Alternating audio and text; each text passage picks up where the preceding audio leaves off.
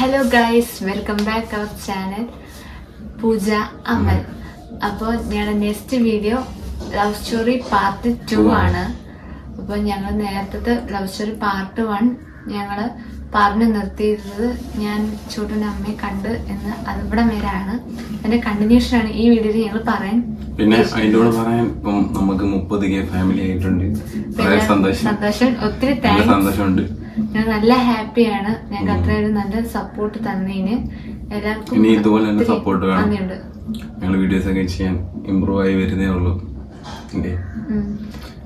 അപ്പൊ നമുക്ക് വീഡിയോയിലേക്ക് കടക്കാം. പിന്നെ കുറച്ചുപേര് ഞങ്ങളെ വിറ്റ് ജീവിക്കാൻ നോക്കുന്നുണ്ട്. കുറെ റിയാക്ഷൻ ഒക്കെ ഇട്ട് നമ്മള് മറുപടി ആയിട്ട് ഒരു വീഡിയോ ചെയ്യണമെന്നുണ്ട്. അതൊക്കെ പിന്നെ ചെയ്യാം, നോക്കാം. അപ്പൊ നമ്മള് ടാഗടിപ്പിക്കാൻ നേരെ വീഡിയോയിലേക്ക് കടക്കാം. നമ്മൾ അവസാനം പറഞ്ഞു വെച്ചത് അമ്മയെ കണ്ട് സംസാരിച്ചു. അതിനുശേഷം ഇങ്ങനെ ഞാൻ ചോട്ടു വീടിന്റെ ടെറസിലേക്ക് പോയി. എന്നെ വിളിച്ചു. ഞാൻ കൂടെ ടെറസിൽ ചെന്നു. അവിടെ വെച്ച് ടെറസിൽ വെച്ചിട്ടാണ് എന്നെ പ്രപ്പോസ് ചെയ്യുന്നത്. അപ്പൊ പ്രപ്പോസ് ചെയ്ത് ഞാനാണെങ്കിൽ അവിടെ ചെന്നിട്ട് ഞാൻ വിചാരിച്ചത് ഇവള് എൻ്റെ അടുത്ത് പറയാമെന്നും പറഞ്ഞാൽ ഞാൻ പോയത്. പക്ഷെ ഞാൻ അവിടെ ചെന്ന് ഇവളെ വിളിച്ച് റൂമിലോട്ട് വിളിച്ചു. എന്നിട്ട് ഞാൻ പറഞ്ഞു കൈ ഒന്ന് തരുമോ? അപ്പം കൈ തന്നു. അപ്പം ഞാൻ പറഞ്ഞു എനിക്ക് എന്നെ ഭയങ്കര ഇഷ്ടമാണ് അങ്ങനെ പറഞ്ഞു. അപ്പം ഇവളോടനെ ഞാൻ ആലോചിച്ചിട്ട് പറയാനുണ്ട്. അപ്പം ഞാനാണെങ്കിൽ ഇപ്പോൾ പ്രതീക്ഷിച്ചാൽ പോയത്. പക്ഷേ എസ് അല്ലായിരുന്നു.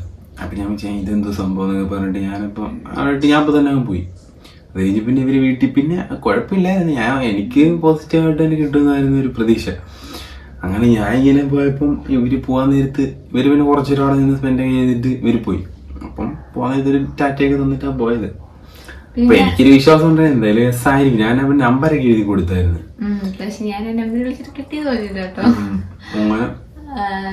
വീട്ടിൽ പോയി ഒരു 5 ദിവസം കഴിഞ്ഞു. ഞാൻ നന്നായിട്ട് തിങ്ക് ചെയ്തതിനെ പറ്റി. ഞങ്ങളുടെ കല്യാണം നടന്ന കോണ്ടാക്ട് ഒന്നും ഇല്ല. ഞങ്ങളുടെ അമ്പലത്തിൽ വെച്ച് ഞങ്ങള് കണ്ടുമുട്ടി. എന്ന് വെച്ചാൽ ഞങ്ങളത് ഇങ്ങനെ പറഞ്ഞു വന്ന് കണ്ടുമുട്ടിയതല്ല. ഞാനല്ലാതെ അമ്പലത്തിൽ പോയതാണ്, ഇവനും അല്ലാതെ അമ്പലത്തിൽ വന്നതാണ്. അപ്പോൾ അവിടെ വെച്ച് ഞങ്ങൾ രണ്ടുപേരും വീണ്ടും മീറ്റ് ചെയ്ത് അവിടെ വെച്ച് ഞങ്ങൾ കല്യാണം എല്ലാം നടന്നത് അവിടെ വെച്ചായിരുന്നു. അപ്പോൾ അവിടെ വെച്ച് ഞങ്ങൾ മീറ്റ് ചെയ്തപ്പോൾ ഞങ്ങൾ തമ്മിൽ സംസാരിച്ചപ്പോൾ ഇങ്ങനെ ഓക്കെ ആണോ എന്നോട് ചോദിച്ചു. ഞാൻ ഓക്കെ ആണെന്ന് പറഞ്ഞു. പിന്നെ എന്നോട് കുറച്ച് ക്വസ്റ്റ്യനും കാര്യങ്ങളൊക്കെ ചോദിച്ചായിരുന്നു. വീട്ടിൽ എങ്ങനെ എല്ലാവരും എങ്ങനെ ഇതിനൊക്കെ ഓക്കെ ആവുമോ, പിന്നെ നമ്മുടെ ഞങ്ങളുടെ ഏജ് ഡിഫറൻസ് അതിനെപ്പറ്റി ഞാൻ ഒത്തിരിയൊക്കെ ചോദിക്കുകയൊക്കെ ചെയ്തായിരുന്നു.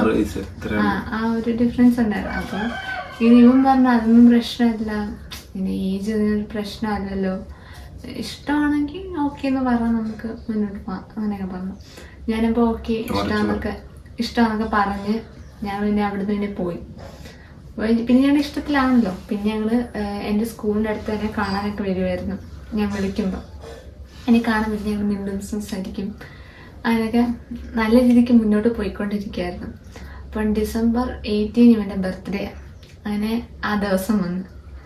ആ ദിവസം അതേ ഞങ്ങളുടെ അമ്പലത്തിൽ തന്നെ വെച്ച് ഞങ്ങൾ വീണ്ടും കണ്ടുമുട്ടാൻ തീരുമാനിച്ചു. കാരണം ഇവൻ്റെ ബർത്ത്ഡേ ആണ്, നല്ലൊരു ദിവസമല്ലേ. അപ്പം അമ്പലത്തിൽ വെച്ച് എന്നെ കാണാൻ വെച്ച്. അപ്പം അമ്പലത്തിൽ വെച്ച് ഞങ്ങൾ കണ്ട് സംസാരിച്ച്.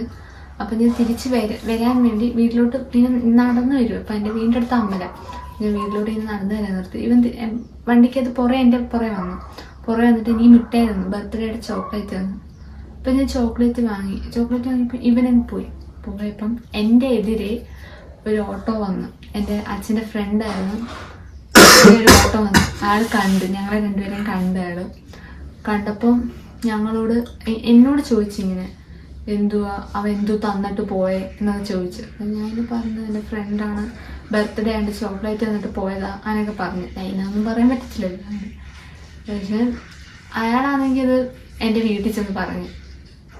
അപ്പോൾ ആദ്യം അത് എൻ്റെ അച്ഛൻ്റെ അനിയനോട് പറഞ്ഞ്, പിന്നെ അത് എൻ്റെ അച്ഛനോട് പറഞ്ഞ്, അങ്ങനെ അവിടെ സീനായി. അന്ന് ഇവൻ്റെ ബർത്ത്ഡേയുടെ അന്ന് തന്നെ ഞങ്ങളുടെ റിലേഷൻ വീട്ടിൽ പൊക്കുകയും ചെയ്തു. പിന്നെ സീനായി പിന്നെ വമ്പൻ സീനായിരുന്നു. വീട്ടിൽ എന്നോട് ചോദിച്ച്, ആദ്യം അടിച്ച് കാര്യവും അങ്ങനൊന്നും ഇല്ലായിരുന്നു. എന്നോട് ചോദിച്ച് ഞാൻ ഫ്രണ്ടാന്നൊക്കെ പറഞ്ഞ് കുറേ കള്ളമൊക്കെ പറഞ്ഞ് നിന്ന്. പക്ഷെ പിടിച്ച് അതിനത് മനസ്സിലായി. അങ്ങനെ എന്നെ ഇത് നിർത്തണം എന്നൊക്കെ എന്നോട് പറഞ്ഞ് ഞാനും ഓക്കെ നിർത്തിക്കോളാം എന്നൊക്കെ ഞാൻ പറഞ്ഞു. പക്ഷേ ആദ്യം പിടിച്ച സമയം തന്നെ മിക്കവാറുമുള്ള ഗേൾസ് എല്ലാം നിർത്തിപ്പോകാനാണ് ചാൻസ്. പക്ഷെ എനിക്കെന്തോ അപ്പം നിർത്താൻ തോന്നിയില്ല. എന്തുകൊണ്ട് എൻ്റെ ഫസ്റ്റ് റിലേഷൻ ആയിരുന്നു. അപ്പം എന്തുകൊണ്ട് എനിക്ക് ഇത് നിർത്തണമെന്ന് ഇവൻ്റെ ഈ റിലേഷൻ നിർത്തണമെന്ന് എനിക്ക് തോന്നിയില്ല. അപ്പം ഞാൻ ഇങ്ങനെ മനസ്സിൽ തീരുമാനിച്ചു എന്തായാലും ഇതും കൊണ്ട് ഞാൻ കണ്ടിന്യൂ ചെയ്ത് മുന്നോട്ട് പോവുക എന്ന് ഞാൻ വിചാരിച്ചു. ഫസ്റ്റ് സീനായി കുറച്ച് ദിവസം ഞങ്ങളിങ്ങനെ കാണാതൊക്കെ ഇരുന്ന്. അപ്പം സ്കൂളിൽ ഞങ്ങളന്ന് മീറ്റ് ചെയ്യുമായിരുന്നു. സ്കൂളിൽ ഇവൻ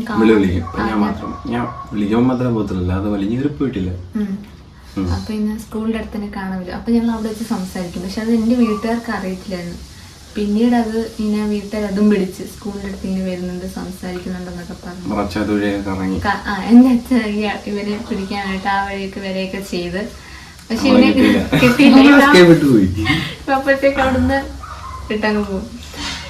അങ്ങനെ അതൊക്കെ കുറച്ചാണ് അങ്ങനെ പോയി വീട്ടിൽ പിടിച്ച്. പക്ഷെ ഞങ്ങളുടെ വീട്ടുകാർക്ക് എന്തോ എൻ്റെ അച്ഛൻ അറിയായിരുന്നു ഞങ്ങൾ വീണ്ടും റിലേഷനിലായിരുന്നു പറയുന്നത്. ഞങ്ങളുടെ അച്ഛൻ ഞങ്ങളെ തമ്മിൽ ഒരുമിച്ച് പിടിക്കാൻ വേണ്ടിയിട്ടൊക്കെ ഇങ്ങനെ നിൽക്കും. പക്ഷെ ഞങ്ങളെ തമ്മിൽ കിട്ടത്തില്ലായിരുന്നു. ഇപ്പം പെട്ടെന്ന് എസ്കേപ്പ് ആയിരുന്നു. അതുകൊണ്ട് അവർക്ക് കിട്ടത്തില്ലായിരുന്നു. അങ്ങനെ സീനായി കുറച്ച് നാളിങ്ങനെ പോയിക്കൊണ്ടിരുന്നു. പിന്നെ ചെറിയ ചെറിയ വഴക്കുകളൊക്കെ ഞങ്ങളുടെ റിലേഷനിൽ വീട്ടിലൊക്കെ ഉണ്ടായി.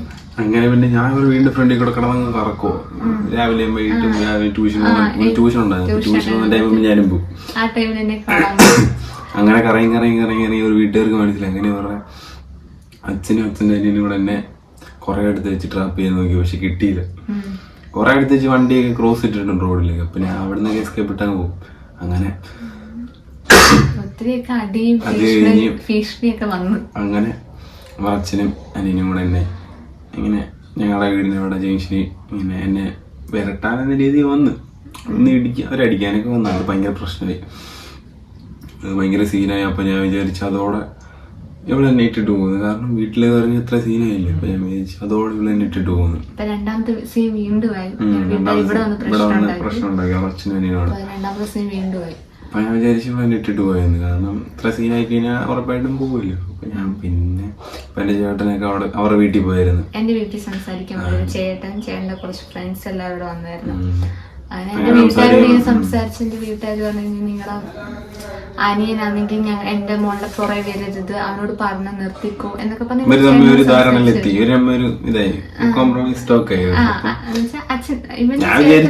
എന്റെ അച്ഛനും അമ്മയും എല്ലാവരോടും അതോടെ പോയത് കാരണം സീനായല്ലോ. പക്ഷെ ഞാൻ അവര് ചേട്ടനൊക്കെ ഇറങ്ങിയപ്പോ ഞാൻ ചേട്ടനോട് സംസാരിച്ചു. ഞാൻ പറഞ്ഞു ചേട്ടാ പറ്റത്തില്ല. എന്റെ വീട്ടുകാർ അറിയാതെ ഞാൻ സംസാരിച്ചു. ഞാൻ പറഞ്ഞു പറ്റത്തില്ല, എനിക്ക് ചോട്ടിന് ഇഷ്ടമാണ്.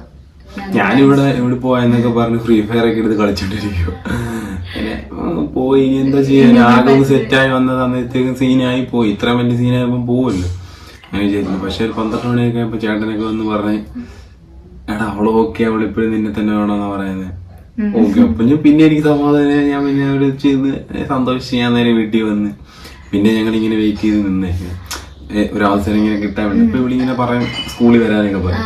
അങ്ങനെ ഒരു ദിവസം ഈ പ്രശ്നത്തിന് ഇടയ്ക്ക് ഞാൻ പിന്നെ കാണാനൊക്കെ പോവായിരുന്നു. ഇടയ്ക്ക് ബസ്സിലൊക്കെ വരുന്ന കാണാനൊക്കെ പോവായിരുന്നു. അങ്ങനെ അത് കഴിഞ്ഞ് അത് ഡേറ്റ് ഒന്നും എനിക്ക് ഓർമ്മയില്ല. ഈ 9 പഠിക്കുമ്പോ 2023 അപ്പൊ 9 പഠിക്കുമ്പോ എനിക്ക് ഞാൻ പറയുന്നത് എന്നാലും അങ്ങനെ ഇവിടെ ലാസ്റ്റ് തന്നെ ഒരു സ്കൂളിന്റെ അവസാന ദിവസം എന്നെ കാണാൻ വിളിച്ച് നമുക്ക് കറങ്ങാൻ പോവാന്ന് പറഞ്ഞ് വിളിച്ചു. ഇപ്പൊ ലാസ്റ്റ് ഡേയില് അത് കഴിഞ്ഞപ്പോ 2 മാസം വെക്കേഷൻ ആണല്ലോ. അപ്പൊ പിന്നെ കാണാനൊന്നും പറ്റത്തില്ലല്ലോ. അപ്പൊ ഞങ്ങളൊന്ന് കറങ്ങാൻ പോയി. കറങ്ങാൻ പോയത് ഞങ്ങളിവിടെ അടുത്തൊരു പാറമലുണ്ട്. അപ്പം അവിടെ പോയത്. അപ്പം പോയപ്പം അത് തൂക്കി.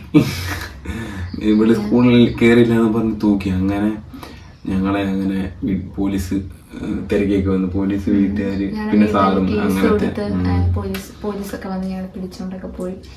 അങ്ങനെ ഞങ്ങളെ തൂക്കിയൊക്കെ ചെയ്ത്. തൂക്കിന്ന് വെച്ചാ ഞങ്ങൾ കറങ്ങാൻ പോയി ഞങ്ങളെ തൂക്കി. അങ്ങനെ അത് കഴിഞ്ഞ് നേരെ എന്നെ അവിടെ കൊണ്ടുവന്നു, സ്റ്റേഷനിൽ കൊണ്ടുവന്നു. ഒരു വൈകുന്നേരം വരട്ടെ ഞാൻ വിചാരിച്ച എന്തായാലും ഇറക്കി വിടുവായിരിക്കും. ജസ്റ്റ് കറങ്ങാനല്ലേ പോയുള്ളൂ. കറങ്ങാൻ പോയി ഞങ്ങൾ ഫുഡ് കഴിച്ചു. അവിടെ ഇരുന്ന് അത്രേ ഉള്ളായിരുന്നു. കറങ്ങാൻ പോയി അവിടെ ഇരുന്ന് ഫുഡ് കഴിച്ചു. എന്റെ ചോറുണ്ടായിരുന്നു, ഞങ്ങളോട് ചോറ് ഷെയർ ചെയ്ത് കഴിച്ചു. അത്രേ ഉള്ളായിരുന്നു. അത് കഴിഞ്ഞ് ഞാൻ വിചാരിച്ചു വൈകുന്നേരം ആകുമ്പോഴത്തേക്കും വിടുന്നു. കാരണം അത്ര വലിയ സീനൊന്നും അല്ലല്ലോ. ജസ്റ്റ് ഒന്ന് കറങ്ങാൻ പോയായിരുന്നു. അപ്പം ഏജ് ഇല്ലായിരുന്നു, ആ ഒരു പ്രശ്നം ഉള്ളായിരുന്നു. വേറെ സീനൊന്നും ഇല്ലായിരുന്നു. അപ്പം ഒരു വൈകുന്നേരമൊക്കെ ആയപ്പോഴത്തേക്കും കേസാകെ മാറി. കേസാകെ ബോക്സ് ഒക്കെ ചാർത്തി എന്റെ വീട്ടുകാരെ എന്നെ പീഡിപ്പിച്ചു, പല ഇതിലങ്ങ് കേസാക്കി മേടി. അങ്ങനെന്ന് വെച്ചാൽ അത്രയൊന്നുമില്ല, മെഡിക്കലൊന്നും ഇല്ലായിരുന്നു. അങ്ങനെ നോർമലായിട്ട് ഏജ് ഇല്ലാത്തതിന്റെ ഒരു കിഡ്നാപ്പിങ് ബൈക്കിലൊക്കെ പോയില്ല. അപ്പൊ ഏജ് ഇല്ലാത്തൊരു കുട്ടിയെ കൊണ്ട് കറങ്ങപ്പോയി, അതിപ്പം നിയമപരമായിട്ട് അത് തെറ്റാണല്ലോ. അപ്പൊ അങ്ങനെ ഒരു കേസ്, അപ്പൊ പിന്നെ ഇങ്ങനെ എനിക്ക് ഏജും കൂടി ഇല്ലാത്തതുകൊണ്ട് പിന്നെ അവരത് അങ്ങനെ ഏജ് ഇല്ലാത്തതിന്റെ പേര് കേസെടുത്ത്. അപ്പം പിന്നെ എന്നെ നേരെ റിമാൻഡ് ചെയ്ത് ഒരു 14 ദിവസത്തേക്ക് റിമാൻഡ് ചെയ്ത്.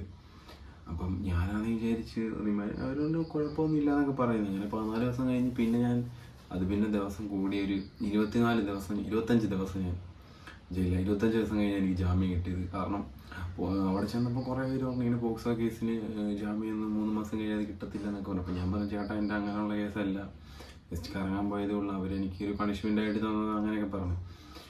അപ്പോൾ പറഞ്ഞ് അവരതൊന്നും വിശ്വസിക്കുന്നില്ല. അങ്ങനെ പിന്നെ എനിക്കൊരു 25 ദിവസമായപ്പോൾ ജാമ്യം കിട്ടി. അങ്ങനെ ഞാൻ തിരിച്ചു കിട്ടിയത്. അവിടുത്തെ ജയിലിലെ അവസ്ഥയൊക്കെ അറിയാമല്ലോ, ഇച്ചിരി ഡാർക്കാണ്. അപ്പോൾ അതെല്ലാം കഴിഞ്ഞ് ഞാൻ വീട്ടിൽ വന്നു. ഞാൻ വിചാരിച്ചു കൂടി പോയോ ഇല്ലയോ ഒന്നും അറിയത്തില്ലല്ലോ. കാരണം പിന്നെ നേരത്തേനൊക്കെ ഇവിടെ സീനിലും ഉണ്ടായത്, അപ്പം അതിലും പിടിച്ചിരിക്കുമെന്ന് എനിക്കറിയത്തില്ലായിരുന്നു. അപ്പം ഇവിടെ വന്നപ്പോഴത്തേക്കും ഞാൻ വിചാരിച്ചു എല്ലാം പോയെന്നൊക്കെ പറഞ്ഞിരുന്നു. അപ്പം ഇവളെന്നെ തിരക്കി എൻ്റെ കൂട്ടുകാരന് മെസ്സേജൊക്കെ അയച്ച് ഇങ്ങനെ. അപ്പം ഞാനിപ്പോൾ ഇങ്ങനെ ആ ഒരു ഇതൊക്കെ ഉണ്ട്. ഇവിടെ വന്നാൽ പറഞ്ഞാടാ അവള് തിരക്കി മെസ്സേജൊക്കെ അയച്ച് എന്നെ തന്നെ മതി എന്ന് പറഞ്ഞ് നിൽക്കുക, അങ്ങനെയൊക്കെ പറഞ്ഞു. പിന്നെ അങ്ങനെ എന്ത് വന്നാലും എൻ്റെ കൂടെ കാണുമ്പോൾ അഡ്ജസ്റ്റ് കഴിഞ്ഞാൽ എന്തായാലും കൂടെ വരുമെന്നൊക്കെ പറഞ്ഞു. കാരണം ഭയങ്കര സീനായില്ലോ, ഭയങ്കര പോലീസ് കേസൊക്കെ ആയില്ലോ. അപ്പം അങ്ങനെ പിന്നെ അത് കഴിഞ്ഞ് ഇവിടെ വന്ന് കുറച്ചാൾ ഞങ്ങൾ ഒരു മാസത്തോളം ഞങ്ങൾ മീറ്റൊന്നും ചെയ്തില്ല, കാണാൻ നമ്മളിങ്ങനെ ഇരുന്നു. അത് കഴിഞ്ഞ് പിന്നെ ഞാൻ ചെറിയ ഇവനെ വിളിക്കാൻ കോണ്ടാക്ട് ചെയ്യാൻ ചെറിയൊരു കീപാഡ് ഫോൺ ഞാൻ സെറ്റ് ചെയ്തിട്ട് അത് ഞങ്ങൾ വിളിക്കാൻ തുടങ്ങി. ഒരു മാസത്തോളം നമ്മൾ വിളിച്ചു. അതിനകത്ത് കുറച്ചാള് വിളിച്ച് സംസാരിക്കാന്ന് വെച്ചാൽ മിണ്ടാനൊന്നും പറ്റത്തില്ലല്ലോ, മൊത്തം സീനായ. പിന്നെ ഞങ്ങൾ ഒരുമിച്ച് പിന്നെ കണ്ടിട്ടില്ല, ജസ്റ്റ് ഫോണിലാണ് കാണാം. ഞാൻ വേറെ വീണ്ടും പോയിട്ടുമില്ല, കാരണം സീനല്ലയോ. അത് വീട്ടുകാരെല്ലാം പറഞ്ഞ് അങ്ങനെ പൊക്കൂടാ, കാരണം കേസായതിൻ്റെ പേര് പിന്നെയും പോയി കഴിഞ്ഞാൽ പിന്നെയും പിടിച്ചകത്തിരുന്നൊക്കെ പറഞ്ഞ് അങ്ങനെയൊക്കെ പോവാതൊക്കെ ഇരുന്നു. ഒരു മാസം പിന്നെ കാണാനില്ല, പിന്നെ കോള് മാത്രം അങ്ങനെ എന്തെങ്കിലും അങ്ങനെ സംസാരിച്ച് ഒരു മാസത്തോളം ആ കോൾ ഇങ്ങനെ നീണ്ടുപോയി. പിന്നെ ഫോണും പിടിച്ച്, അതൊരു ഓണത്തിനായിരുന്നു ഫോണും ഒന്ന് പിടിച്ച്. അപ്പൊ പിന്നെ വേറെ വഴിയില്ല. അപ്പൊ ഭയങ്കര സീൻ, അടിയായി, വഴക്ക് കുറെ അടിയായി കൊണ്ട് ഞാൻ അങ്ങനെ ഭയങ്കര സീനായി. അപ്പൊ ആ ഫോണിന്റെ ആ ഒരു കമ്മ്യൂണിക്കേഷൻ നിന്ന് എന്ത് ചെയ്താലും അപ്പൊ പിടിക്കുമായിരുന്നു. കള്ളത്തരം കാണിച്ച് നിൽക്കാൻ പറ്റില്ല, എല്ലാം പിടിക്കുമായിരുന്നു. അത് ഞാൻ സെക്കൻഡ് പിന്നെ നമ്മൾ ചെയ്തത് ലെറ്റർ പാസിംഗ് തുടങ്ങി. അവിടുത്തെ ഒരു ലെറ്റർ ഇങ്ങോട്ടേക്കും, ഞാൻ ഇവിടെ അങ്ങോട്ടേക്കും. ലെറ്റർ ഒരു 4-5 പേപ്പർ ലെറ്റർ ഇങ്ങോട്ട് വരും, ഞാൻ ഇതുപോലെ തിരിച്ചങ്ങോട്ടേക്കും. ലെറ്റർ കൈമാറ്റമായി. അതും പിടിച്ച അവസാനം ആൾക്കാരെല്ലാം ചോദിക്കും ഈ സമയത്ത് നിങ്ങൾ ലെറ്റർ എഴുതി കളയുന്നത്. കാരണം ഞങ്ങൾക്ക് ആ സാഹചര്യം ഫോൺ ചെയ്യാൻ പറ്റത്തില്ല, ഒന്നും പറ്റത്തില്ല, മീറ്റ് ചെയ്യാൻ പറ്റത്തില്ല, ഒന്നും പേപ്പറൊക്കെ എഴുതുമായിരുന്നു. അങ്ങനെ ലെറ്ററിലൂടെ കുറെ പ്രണയിച്ച്. പക്ഷെ അവസ്ഥ ആലോചിക്കണം, ഡാർക്കാനെ വിഷമിച്ച് കാണാനും പറ്റുന്നില്ല. ഏറ്റവും നമ്മുടെ കൂടെ ഉണ്ട് വിഷയം കാണാൻ പറ്റുന്നില്ല.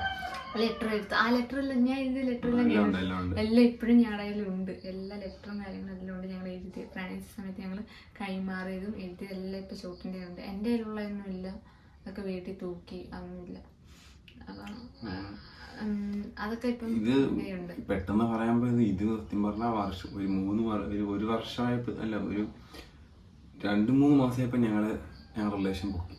അത് കഴിഞ്ഞ് ബാക്കി ഒരു 2.25 വർഷം ഞങ്ങൾ ഈ ഒരു പ്രശ്നമായിരുന്നു.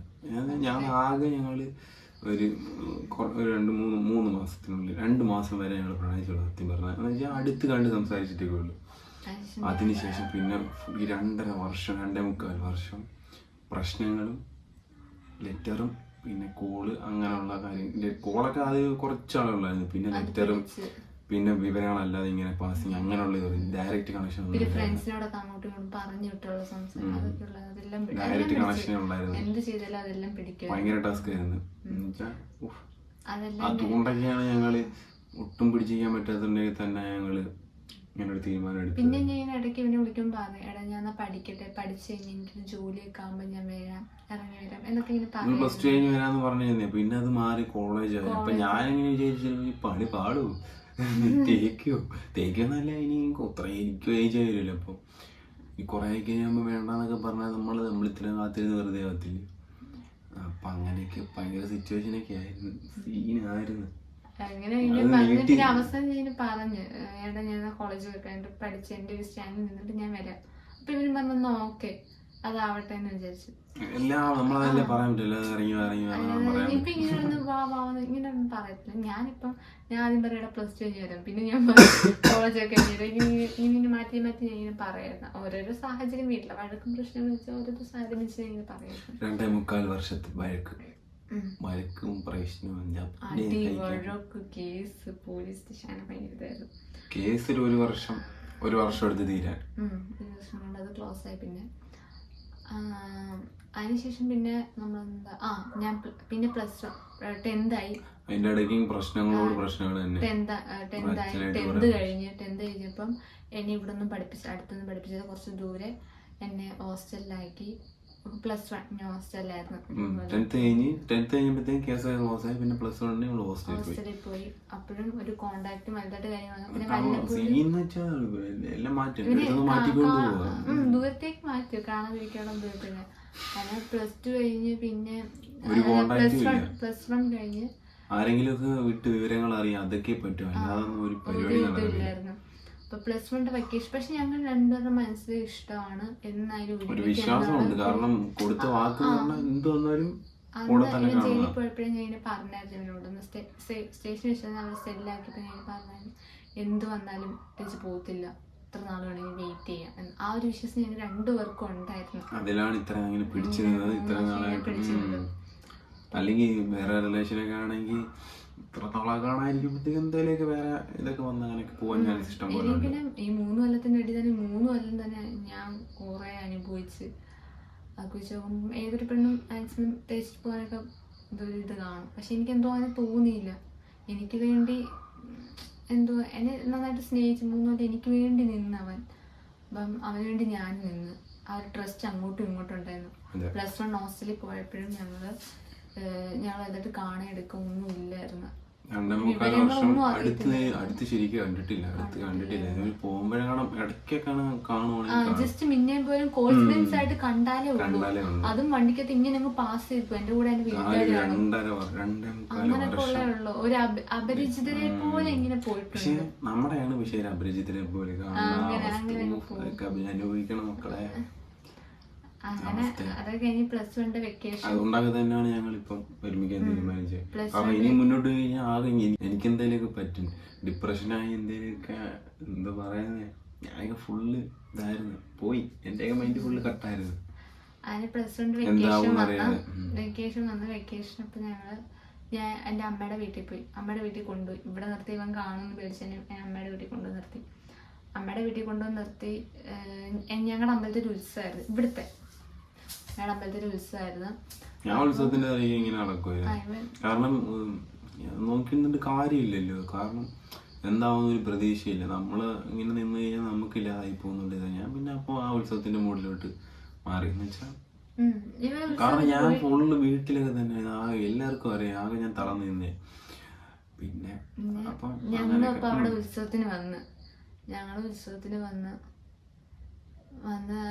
ഇവനെ കണ്ട് എന്നുവെച്ചാൽ ഇങ്ങനെ ഞങ്ങൾ കുറച്ചൊരു ഉത്സവത്തിൽ നിന്ന് ഇവരുടെ കുറച്ച് ഇവിടെ കെട്ടുകാഴ്ചയും കാര്യങ്ങളൊക്കെ ഉണ്ടായിരുന്നു.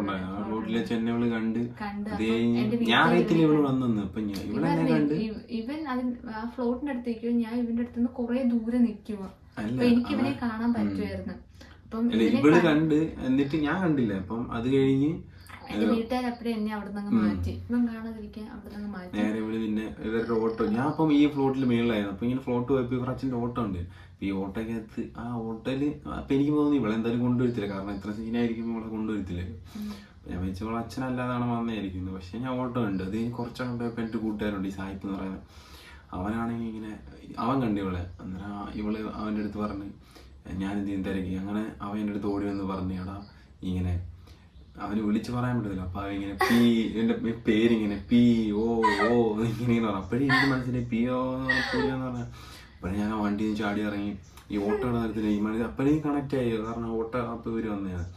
അപ്പൊ ഞാൻ നേരെ ഓട്ടോയുടെ ഫ്രണ്ടിൽ പോയപ്പോ ഇവര് ഓട്ടോ ആയിരിക്കും. പക്ഷെ ഇവളെ കാണാൻ പറ്റില്ല. ഇവളെ അമ്മ ഇങ്ങനെ പൊത്തി വെച്ചിട്ട് കുനിഞ്ഞിങ്ങനെ വെച്ചിരുന്നു. അച്ഛനെ കണ്ട് ഞങ്ങളുടെ ഫ്രണ്ടിൽ ഇങ്ങനെ അച്ഛൻ കണ്ട്. അല്ല ഞാനും എന്റെ കൂട്ടുകാരനും. അപ്പൊ ഉറച്ച ഭയങ്കര തെറിയൊക്കെ വിളിച്ച് വണ്ടിയൊക്കെ എടുത്തോണ്ട് വണ്ടിയുടെ ഫ്രണ്ടിൽ നിൽക്കുവാണ്. ഞാൻ കാരണം എന്ന് വെച്ചാൽ ആ സിറ്റുവേഷനിൽ കാണാതിരിക്കുവോ. അപ്പം ഈ വെക്കേഷൻ വന്നു അപ്പം ജസ്റ്റ് ഞാൻ ഒരു നോക്കെങ്കിലും കണ്ട അത്രയും സമാധാനം എന്ന് പറഞ്ഞ് ഞാൻ പോയപ്പോ എന്തുവാ മറച്ചും കണ്ട ആകെ വണ്ടി എടുത്തോണ്ട് ഒറ്റ പിടിയില് പ്രശ്നങ്ങളായി. അന്ന് രാത്രി ഉറങ്ങിയില്ല. ഒത്തിരി ഞാൻ കരഞ്ഞെടുത്ത് അടി വഴക്ക് ഭയങ്കര പ്രശ്നമായി. പിറ്റേന്ന് രാവിലെ ഞാൻ കഴിച്ചാൽ അതിൻ്റെ ആ ഒരു അത് 3 കൊല്ലം ഇങ്ങനെ ഇതേ പ്രശ്നം കൊണ്ട് തന്നെ തല ആകെ വട്ടായി നിൽക്കുക. അതിൻ്റെ കൂടെ ഇപ്പം വീണ്ടും അതേ പ്രശ്നം. പ്ലസ് ഹോസ്റ്റലിലായപ്പോൾ എനിക്ക് ഇത്ര പ്രശ്നം കാരണം വീട്ടുകാരായിട്ട് വലിയ ഇതില്ലാത്തതുകൊണ്ട് ഞാൻ ഹോസ്റ്റലിൽ നിന്നപ്പോൾ വലുതായിട്ട് ഈ പ്രശ്നം എനിക്ക് അത്ര നേരിടേണ്ടി വന്നിട്ടില്ല. വീണ്ടും തിരിച്ച് വീട്ടിലോട്ട് വന്നാൽ പഴയ പ്രശ്നങ്ങൾ വീണ്ടും തലയിൽ വന്ന് ഇങ്ങനെ മൊത്തത്തിൽ ഭയങ്കര അങ്ങനെ ഞാൻ പിറ്റേന്ന് രാവിലെ ഇവരെ വിളിച്ചിട്ട് ഞാൻ എന്നെ പറഞ്ഞടാ എനിക്കൊട്ടും പറ്റത്തില്ല, ഞാൻ വരുവാണ്. അങ്ങനല്ലേ, എനിക്കൊട്ടും പറ്റത്തില്ല, ഞാൻ എന്തോ ചെയ്യണമെന്ന്. അപ്പൊ എന്തോ ചെയ്യണമെന്ന് നമ്മുടെ അടുത്ത് വെച്ച് കഴിഞ്ഞാൽ ഒരാള് നമ്മുടെ അടുത്ത് ഇനി എന്താണ് ചെയ്യണ്ടേ. അപ്പം അങ്ങനെ വെച്ചപ്പോ എനിക്ക് മനസ്സിലായി ഇതാ ഇപ്പൊ നമ്മള് ഞാൻ പറഞ്ഞു നിനക്ക് ഒട്ടും പറ്റത്തില്ല, നീ എൻ്റെ കൂടെ വാ, അവിടെ വെറുതെ ഒട്ടും പറ്റത്തില്ല എൻ്റെ കൂടെ വാ, വെറുതെ അവിടെ കിടന്ന് അടി കൊണ്ടുണ്ടാന്ന് പറഞ്ഞു. എന്തോ ചെയ്യണമെന്ന് അറിയത്തില്ല എന്ന് പറഞ്ഞു. ഇനി എന്തോ ചെയ്യണമെന്ന് അപ്പം എൻ്റെ കൂടെ വരാൻ പറഞ്ഞു. അല്ലാതെ ഞാനിപ്പോൾ എന്തെങ്കിലും പറ്റത്തില്ല എന്ന് പറയാൻ പറ്റും. പറ്റത്തില്ല, നയിക്കാൻ പറ്റത്തില്ല, നീ എന്നോട് വരാൻ പറഞ്ഞു. എനിക്കിപ്പോ ആ ഒരു സ്റ്റാൻഡേ ഉള്ളായിരുന്നു. അപ്പം ഞാൻ പ്ലസ് 1 വെക്കേഷനാണ് അവിടെ നിന്നത്. അങ്ങനെ ഞാൻ എന്നെ വിളിച്ച് പറഞ്ഞ് ഞാൻ വരുവാന്ന് പറഞ്ഞ്. അപ്പൊ ഇവൻ പറഞ്ഞ ഓക്കെ അപ്പൊ തന്നെ ഞാൻ വിളിക്കാൻ വരാന്നൊക്കെ. ഞാൻ പറഞ്ഞാ ഞാൻ ഒന്നുകൂടെ ഒന്ന് ആലോചിക്കട്ടെ. അപ്പം ഞാൻ ഒന്നുകൂടെ ഒന്ന് ആലോചിക്കട്ടെ, ഒരാഴ്ച കഴിഞ്ഞിട്ട് ഞാൻ എന്തായാലും വരാം എന്നൊക്കെ പറഞ്ഞു. അപ്പം ഞാൻ അന്ന് തന്നെ ഞാൻ വീണ്ടും ആലോചിക്കുമോ ഇങ്ങനെ പോണോ വേണ്ടേ എന്ന് ഇങ്ങനെ ആലോചിക്കുമോ. പക്ഷെ എനിക്കറിയാം വീണ്ടും നിന്ന പ്രശ്നങ്ങളാവത്തേ ഉള്ളൂ എന്നുവെച്ചാൽ പ്രശ്നം ഇങ്ങനെ കൂടി വരുമോ. അപ്പം ഇനി നിന്ന പ്രശ്നമാകത്തുള്ളൂ. അപ്പം ഞാൻ വീണ്ടും പിന്നെ രണ്ടാമത് വീണ്ടും വിളിച്ച് ഞാൻ പറഞ്ഞു എന്തായാലും നാളെ ഞാൻ വന്നിരിക്കും, നാളെ രാവിലെ നീ വാ എന്ന് പറഞ്ഞു. അങ്ങനെ ഇപ്പം പിറ്റേന്ന് വന്ന് രാവിലെ വന്ന് എൻ്റെ അമ്മയുടെ വീടിൻ്റെ അടുത്ത് വീടിൻ്റെ ഫ്രണ്ടിൽ വന്ന് എന്നെ കൊണ്ടുപോയി. ഞാൻ ഇറങ്ങി ചെന്ന് എന്നെ കൊണ്ടുപോയി. ഞങ്ങളിവിടെ വന്നു. പിന്നെ കുറച്ച് സീനൊക്കെ ആയിരുന്നു. അത് കഴിഞ്ഞ് എന്നിട്ട് പിന്നെ വീട്ടുകാർ കല്യാണമൊക്കെ നടത്തുന്നു, ഹാപ്പി ആയിട്ട് ഇങ്ങനെ പോകുന്നു. കാരണം പിന്നെ ഇത് ആൾക്കാർ പറയാൻ നിങ്ങൾ എന്ത് സൊസൈറ്റിക്ക് എന്ത് ഇൻഫ്ലുവൻസാ കൊടുക്കുന്നതിനൊക്കെ. പക്ഷെ ഞങ്ങള് സൊസൈറ്റിക്കല്ല, ഞങ്ങൾ ആർക്കും ഒരു ഇൻഫ്ലുവൻസ് കൊടുക്കുന്നില്ല. അതൊക്കെ അവരവരുടെ ഇഷ്ടം, എന്ത് ഡിസിഷൻ എടുക്കണം ഞങ്ങളുടെ ഇഷ്ടം ഞങ്ങൾ ഇങ്ങനെ തീരുമാനിച്ചു. നിങ്ങൾക്ക് എന്താണെന്ന് വെച്ചാൽ അങ്ങനെ ആകെ ഒരു ലൈഫ് നിങ്ങളല്ല നിങ്ങളുടെ ഇഷ്ടത്തിന് കുറ്റം പറയാൻ പറഞ്ഞുകൊണ്ടിരിക്കുക. ഞങ്ങൾ മൈൻഡ് ചെയ്യാൻ അവിടെ കിടന്ന് പറയുന്നവർ അവിടെ കിടന്ന് പറഞ്ഞോട്ടോ, അത് ഞങ്ങൾക്ക് കൊള്ളുന്നേ ഇല്ല. ഈ നെഗറ്റീവ് പറയുന്നവര് ഞങ്ങൾ സത്യം പറഞ്ഞിട്ടുണ്ടല്ലോ, ഈ നിങ്ങളിപ്പോ എത്ര പറഞ്ഞാൽ നിങ്ങൾ എത്ര നന്നാക്കാൻ നോക്കിയാലും സ്വയം നന്നാവുന്നല്ലാതെ സ്വയം നന്നാവാൻ നോക്കുക, അതേ ഉള്ളൂ. അല്ല ഞങ്ങളെ നന്നാക്കാനും സമൂഹം നന്നാക്കാനും ഞങ്ങളുടെ വീട്ടുകാർക്ക് ഒരു പ്രശ്നമില്ല. ഞങ്ങളെ അവരൊന്നും പറയാൻ എടുക്കാനും വരുന്നില്ല. ഞങ്ങളുടെ വീട്ടുകാർ ഞങ്ങളും ഹാപ്പിയാണ്. പിന്നെ ഈ കാണുന്ന ഞങ്ങളെ അറിയത്തോലും ഈ ഫോണിൽ കൂടെ കാണുന്ന നിങ്ങള് ഞങ്ങളെ നേരിട്ട് കണ്ടിട്ടില്ല, പരിചയപ്പെട്ടത് ഞങ്ങളെ അറിയാത്ത ആൾക്കാരാണ്. പിന്നെ എന്തിനാണ് ഞങ്ങളോട് ഇങ്ങനെ പറയുന്നത് ഞങ്ങൾക്ക് അറിയാം. സ്വന്തം റിസ്ക് ഇതൊക്കെ ചെയ്യാൻ പറ്റുന്നുള്ളവന്മാര് മാത്രം ഇതൊക്കെ ചെയ്യൂ.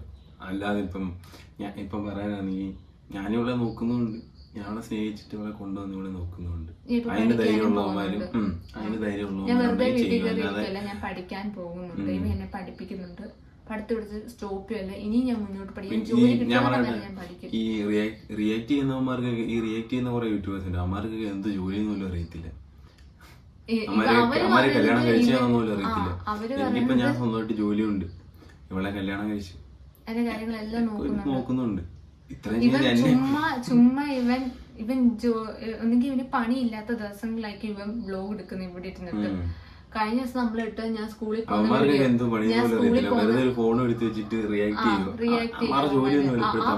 കല്യാണം കഴിച്ചിട്ടൊന്നും വെളിപ്പെടുത്താൻ. ഞാനിപ്പോ ഈ പ്രായത്തിൽ തന്നെ കല്യാണം കഴിച്ച് ഇവിടെ നോക്കുന്നുണ്ട്. ജോലിക്കും പോകുന്നുണ്ട്. പോകുന്നുണ്ട്. ഈ പറയുന്നവർക്ക് എന്തോ ജോലി എന്ന് അറിയത്തില്ല. അവരും എന്നും അപ്ലോഡ് ചെയ്യുന്നുണ്ട് വീഡിയോ. ഞങ്ങൾ എന്നും ഞങ്ങളെ വിറ്റ് ജീവിക്കും. ഞങ്ങൾ എന്ത് വീഡിയോ ഇട്ടാലും ആ വീഡിയോ എടുത്ത് റിയാക്ട് ചെയ്യും. കാരണം വ്യൂസ് ഉണ്ടെന്നും പറഞ്ഞ് അമ്മമാർ അതിങ്ങനെ ചെയ്യും. അമ്മമാർക്ക് സ്വന്തമായിട്ട് കണ്ടന്റ് ഇല്ല. അതുകൊണ്ട് അവര് ഞങ്ങളുടെ ഇത് വെച്ച് വീഡിയോ ഇടുക. അങ്ങനെ 3 പേര് ഞങ്ങളുടെ വീഡിയോസ് ഇട്ടിട്ടുണ്ട്. ഞങ്ങൾ ജോലി ഇല്ലെന്നല്ല, അവന് ജോലി ഉണ്ട്, അവൻ വെളിയിൽ പണിക്ക് പോകുന്നുണ്ട്. പിന്നെ അവന് ജോലി ഇല്ലാത്ത ദിവസങ്ങളാണ് അവൻ വീഡിയോ ഇടുന്നത്. എനിക്കും നാട് നന്നാക്കാൻ വേണ്ടിയൊന്നുമല്ല, അവന്മാർക്ക് കാശ് കിട്ടണം, അതിന് വേണ്ടി നമ്മളെ എടുത്തിട്ട് റിയാക്ട് ചെയ്യുന്നു. അത്രേ ഉള്ളൂ. റിയാക്ട് ചെയ്യുന്നവരൊക്കെ അത്ര ഞങ്ങൾ മൈൻഡ് ചെയ്യുന്നില്ല. പിന്നെ കമന്റ്സ് ഇടുന്നവരോട് കമന്റ് ഇട്ടോ. നല്ല എന്ന് വെച്ചാൽ നമ്മളെ ഇഷ്ടമുള്ളവരുണ്ട്, സപ്പോർട്ട് ചെയ്യുന്നില്ല. കാരണം നമ്മുടെ വീട് സാഹചര്യം എന്ന് പറഞ്ഞാൽ എന്തുവാ, നോർമൽ എല്ലാരും ഇതുപോലെയൊക്കെ എന്ന് വെച്ചാൽ ഭയങ്കര ലക്ഷറി വീടൊന്നും അല്ല, നോർമലായിട്ട് എന്ന് വെച്ചാൽ ഇതിലും ഒന്നും ഇല്ലാത്തവരും ഇവിടെ ജീവിക്കുന്നു. അപ്പൊ ഇതൊക്കെ നമുക്ക് സ്വർഗം പോലെ തന്നെ. നമ്മളല്ലാതെ കുറ്റം അങ്ങനെ വീടിന് കുഴപ്പം എന്തുവാ, അതൊന്നും അല്ല മഴ പെയ്താൽ ചോരാതെ നടക്കുന്ന ഒരു വീടുണ്ട്. ഇതിൽ കൂടുതലെന്തോ, ഇതിപ്പം പഴയ ഒരു കുടുംബ വീട്, അത് മാറ്റും, പുതിയ വീട് വെക്കണം, പുതിയ വീട് വെക്കാനുള്ള ഇതിലാണ്. പിന്നെ ഈ വീട്ടില് ഞങ്ങൾ പഴയ വീട് 90s വീട് ഇത്. എല്ലാരും ഹാപ്പി, ഞങ്ങൾക്ക് ഒരു കുഴപ്പമില്ല. വീടിനെ കുറിച്ച് പറഞ്ഞു, അങ്ങനെ ഇവിടെ ചെന്ന് കയറിയത് അങ്ങനെയൊക്കെ കുറെ പറഞ്ഞു. അതിന്റെ ഒന്നും ആവശ്യമില്ല. പിന്നെ ഞങ്ങളെ കുറിച്ച് സ്നേഹിക്കുന്ന, ഞങ്ങളുടെ കാര്യം മനസ്സിലാവുന്ന കുറച്ച് ആൾക്കാരുണ്ട്. ഞങ്ങളെ ഇഷ്ടപ്പെടണമെന്ന് ഞങ്ങൾ പറയുന്നില്ല. ഇഷ്ടപ്പെടുന്നവർ ഇഷ്ടപ്പെട്ടോട്ടെ, ഇഷ്ടപ്പെടേണ്ടാത്തവര് കാണണ്ട. വീഡിയോ എന്തിനാ കാണുന്നത്? നിങ്ങൾ സ്ക്രോൾ ചെയ്ത് പോയിക്കോണം, വീഡിയോ കാണാൻ വരണ്ട. അത്രേ പറയുള്ളൂ. നിങ്ങൾ ഇത് കണ്ടാലും ഞങ്ങൾക്ക് വ്യൂസ് കൂടും, ഞങ്ങൾക്ക് അത്രയും ഗുണമേ ഉള്ളൂ. ഇഷ്ടമല്ലാത്തൊരു കാണണ്ട. ഞാൻ ഇഷ്ടപ്പെടണമെന്ന് പറയുന്നത് ഇഷ്ടപ്പെടുന്ന കുറെ പേരുണ്ട്, അവരോടൊക്കെ നല്ല നന്ദിയുണ്ട്, സ്നേഹമുണ്ട്. കാരണം ഞങ്ങളുടെ സിറ്റുവേഷൻ അറിഞ്ഞ് ഞങ്ങളെ അവർ അക്സെപ്റ്റ് ചെയ്യുന്നുണ്ട്, മനസ്സിലാക്കുന്ന കുറെ ആൾക്കാരുണ്ട്.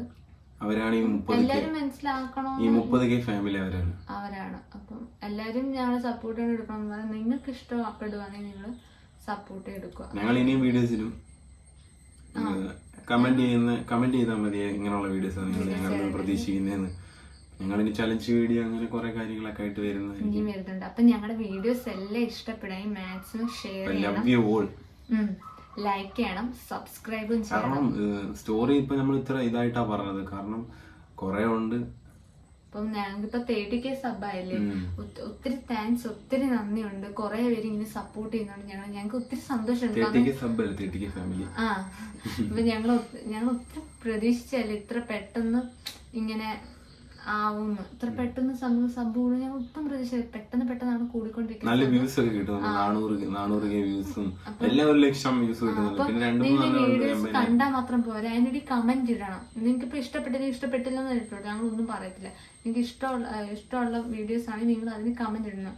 ഞങ്ങൾ അടുത്ത് എന്ത് വീഡിയോ ഇടണം, ഇല്ലെങ്കിൽ ആ വീഡിയോ കണ്ട് നിങ്ങളുടെ അഭിപ്രായങ്ങൾ എന്താണ്, അതൊക്കെ നിങ്ങൾ കമന്റ് ഇട്ടോ. ഞങ്ങൾക്ക് കമന്റ്സ് ഒക്കെ ഒത്തിരി ഇഷ്ടമാണ്. നിങ്ങൾ കമന്റ്സ് ഇട്ടോ. നല്ല കമന്റ്സ് ഒക്കെ വായിക്കുന്നുണ്ട്. പിന്നെ നെഗറ്റീവ് ഒന്നും നമ്മൾ മൈൻഡ് ചെയ്യാൻ പറ്റില്ല. കുറെ അവന്മാർ ഇറങ്ങിയിട്ടുണ്ട്, പെണ്ണില്ലാത്തവന്മാര്. ചുമ്മാ ഇതൊന്ന് കിട്ടിയത് ട്രൈ ചെയ്ത് നോക്ക് എങ്ങനെ ഉണ്ടെന്ന്. കാരണം ഒറ്റയ്ക്ക് നിന്നെ കൊണ്ടാകാൻ പറ്റുമെങ്കിൽ നിങ്ങളൊന്ന് ട്രൈ ചെയ്ത് നോക്ക്. ഒരു പെണ്ണിനെ കെട്ടി ഇങ്ങനെ ജീവിക്കാൻ പറ്റുമോ? എന്ത് പാടുള്ള കാര്യമാണ്, ഇല്ല വെറുതെ ഒന്ന് കളിയാക്കാൻ. അപ്പോ ഞങ്ങളുടെ വീഡിയോ ഇപ്പം ഇത്രയുള്ള ലവ് സ്റ്റോറി പാർട്ട് 2 കഴിഞ്ഞു. ഞങ്ങളിപ്പോൾ ഹാപ്പിയാണ്, രണ്ടുപേരും നന്നായിട്ട് പോകുന്നു. ഞങ്ങളുടെ ഫാമിലി, അച്ഛനമ്മ, ചേട്ടൻ എല്ലാവരും സൂപ്പറായിട്ട് പോകുന്നു, ഒരു കുഴപ്പമില്ല. അപ്പം നിങ്ങളും സൂപ്പറായിട്ട് സുഖമായിട്ട് ഇരിക്കുക. ഞങ്ങൾ സേഫാണ്, നിങ്ങൾ സേഫ് ആയിട്ടിരിക്കുക. നൈറ്റ് പറയുന്നതല്ല, നമ്മളെ സ്നേഹിക്കുന്ന നമ്മളെ കുറെ 30K ഫാമിലി സേഫ് ആയിട്ടിരിക്കും. നിങ്ങൾക്ക് വേണ്ടി ഇനി ഇൻട്രസ്റ്റിംഗ് ആയിട്ടുള്ള കുറെ വീഡിയോസ് ഒക്കെ നമ്മൾ ഇടുന്നതായിരിക്കും. അപ്പോൾ ഞങ്ങളുടെ ഈ വീഡിയോ ഞങ്ങൾ ഇവിടെ കൊണ്ട് നിർത്തുവാണ്. Okay, by.